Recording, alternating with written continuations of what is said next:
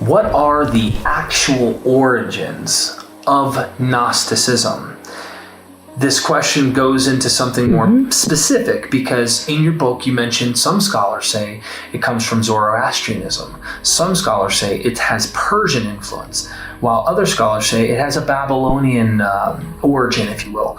But there is the Jewish Gnosticism, and it seems that some forms of Gnosticism predate first century ideas, that predate what we find in the New Testament. Yes, you're right that many people have thought there could be many points of origin. And, religious traditions get mixed and combined throughout the world and the ancient world. But Gnosis is not a separate doctrine. Gnosis is a word that it's translated knowledge, but it doesn't really mean mental knowledge. Because in Greek you have two words for knowledge. One means mental knowledge, like, do you know mathematics? Do you know physics? Do you know about geography? That's mental knowledge. The other kind of knowledge is, do you know that person? Do you know who you are? That is heart knowledge.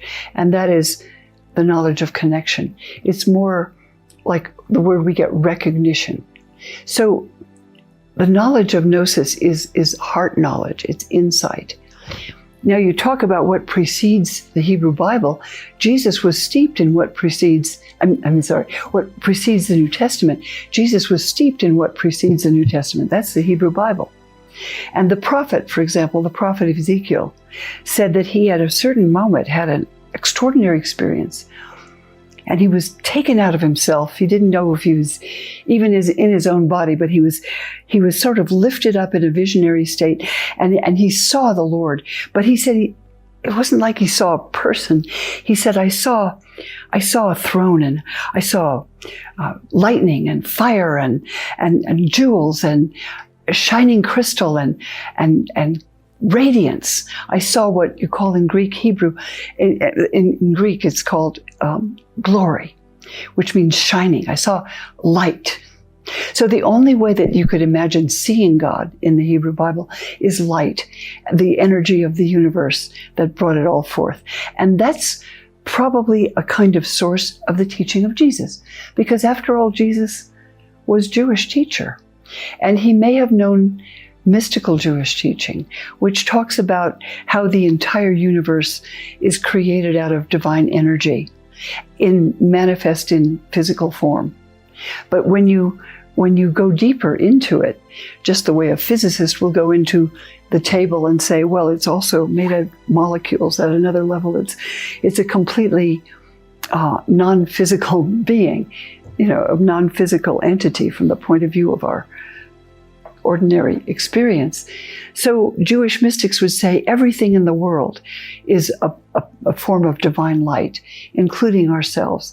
And that seems to be what Jesus may have taught, because that's what the Gospel of Thomas and other sources teach, that you can find within yourself the divine energy and discover your connection with it. And that's what you need to become literally enlightened. So this Gnosis, if I can use the term, yes, it was not and even scholars argue that there was no Gnostics. Maybe we can address this point, because they think that, because it's not a one group, one size fits all. There's various movements of people running off the same Gnosis concepts. But you're perfectly right not to say, well, they're these Gnostics and then they're real Christians. Rather, Gnosis is a way of perceiving the message of Christ. And it has to do with what you can know. And it's paradoxical, because at one point, one of the secret texts says, Gnosis means you want to say, what is God? Where did we come from? The answer is we cannot know, because we're limited beings. And the source from which we come forth is transcendent and unlimited. So our minds have no way of comprehending God. We don't know. The answer is we don't know. There is something we can know, and that's in the letters of Paul. We can know that whatever that source is, in him we live and move and have our being. Right? We can know that we are somehow enfolded in this divine source. And that's what's in the letters of Paul. Paul speaks about divine wisdom and secret gnosis. And it's not intellectual knowledge. It's not a bunch of ideas. It's an awareness of being connected with that kind of source. So that's gnosis. And it's not a bunch of doctrines that separate you from ordinary Christians. It's a level of spiritual awareness. I think it's interesting. You quoted the "In Him we move, we breathe." That's from Epimenides, a Greek poet from the 7th century BC. Yes, Acts that's 17. right. But the teaching that he has there seems to reflect Paul. I think Acts is doing a good job of translating. This is stuff Paul would have said. I think it works for Paul to say in him. I mean, that's what Acts, the words that he puts in the mouth of Paul, Right. that Paul is trying to say what that poet was striving to say, that in this divine source we live and move and we exist, even if we don't understand it conceptually. So that's gnosis. It's what we don't know, we're aware of, and then what we do know as a sense of knowledge of the heart. So when people say Gnosticism came late, it's Johnny come lately, and all these texts that are called Gnostic texts, they come late. How would you address that? Well, several scholars, Karen King at Harvard and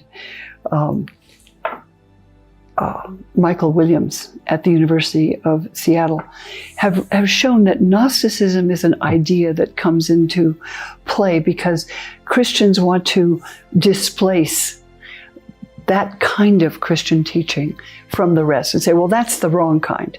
So Gnosticism is a kind of negative term. It's a pejorative term. It's a slanderous term.